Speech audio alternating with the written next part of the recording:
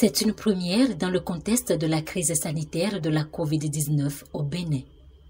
Un colloque international sur la population se tient avec pour thème « Mécanismes de résilience au choc sanitaire dans les pays en développement, cas de la COVID-19 ».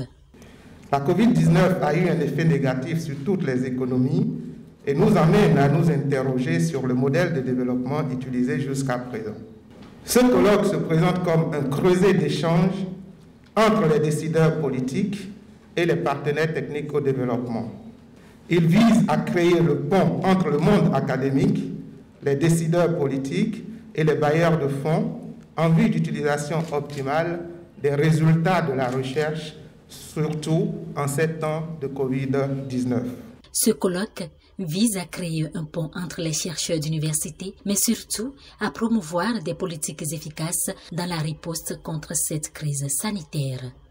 À ce jour, le Bénin a enregistré 2643 cas confirmés et 41 décès.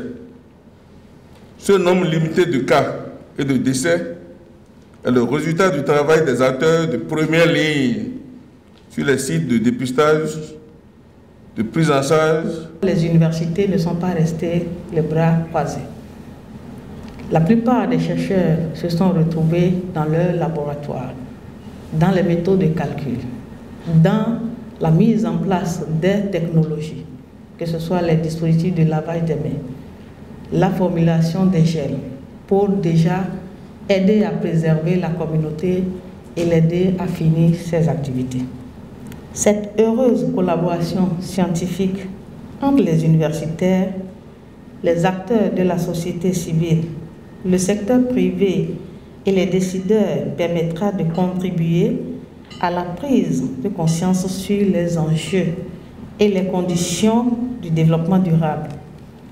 Selon les estimations de l'OMS, on dénombre dans le monde 41 595 980 cas confirmés, 28 268 643 personnes guéries et plus d'1 135 880 décès à la date du 22 octobre 2020. Des chiffres sans doute dépassés parce que les pays du Nord affrontent en ce moment une seconde vague de la pandémie qui, selon plusieurs spécialistes, sera plus virulente que la première.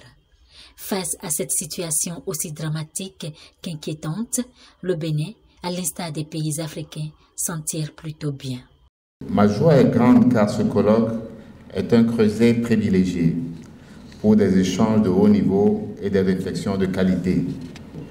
La pandémie actuelle, de par son mode de propagation, nous impose une pause afin de réfléchir sur nos politiques nationales de population d'une part et les politiques migratoires nationales, régionales et internationales d'autre part.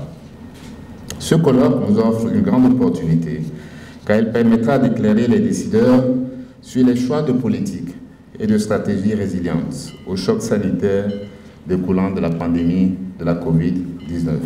Face aux nombreux désagréments socio-sanitaires occasionnés par la COVID-19, mais surtout face à la désorganisation et à l'affaiblissement du tissu économique national, le ministère du Plan et du Développement intervient à point nommé pour organiser la résilience au choc de la COVID-19. Surtout que nul ne sait ni le jour, encore moins l'heure où l'humanité sera enfin débarrassée de ce virus. Ce colloque, qui va durer 112 heures et qui sera mis en ligne pour le grand public, est un cadre propice de partage d'expériences et de bonnes pratiques en vue de renforcer les mécanismes liés à la gestion de la COVID-19.